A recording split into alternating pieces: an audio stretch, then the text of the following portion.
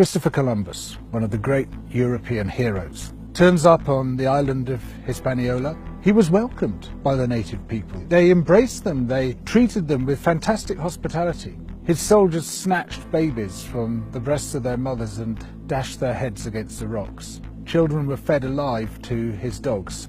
Women's breasts were cut off. He decided to hang 13 of the Native Americans in Hispaniola to recreate the crucifixion of Jesus, plus the apostles. It's true that the majority of people died there of disease. Disease is introduced by the Europeans unwittingly, but many others were driven to death through overwork, direct murder, through starvation as their resources were taken away. Columbus insisted that everybody bring him a certain amount of gold, and those who failed to do so had their hands cut off. Some were sent back to their villages with their hands and their noses tied around their necks, having been amputated by his soldiers. And what he did there set the pattern for the genocidal extermination of almost all the Native American peoples. 100 million before Columbus made landfall. By the 19th century, that had come down to less than 1 million across the Americas. Overtly endorsed by such revered figures as George Washington and Thomas Jefferson, who wrote about the necessity of wiping out Native American peoples. In Britain, we present the colonial project as being about teaching the natives table manners and double-entry bookkeeping.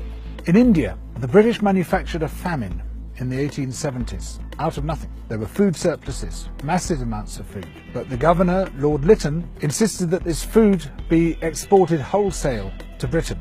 The ensuing starvation killed at least 12 million people, possibly as much as 29 million people. All relief works were banned except for hard labour in labour camps, where the inmates received the same rations as the inmates of Buchenwald, and where there was a 94% death rate per year.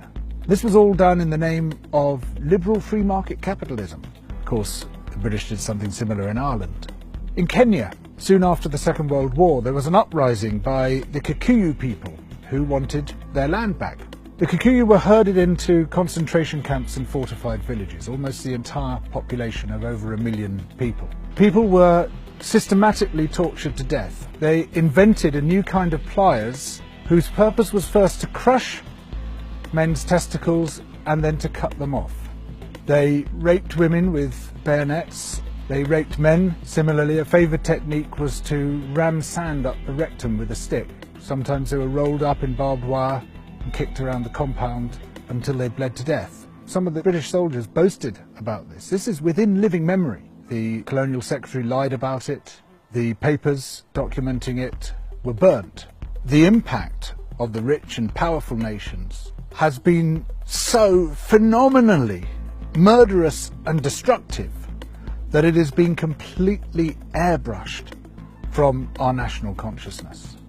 In order to justify the land-grabbing colonial projects, you had to create an ideology. We, the Europeans or the Americans, have come to rescue the rest of the world from its depravity and backwardness. But in order to do that, you have to be able to demonstrate that the rest of the world is depraved and backward. From this arose the racism that is still with us today.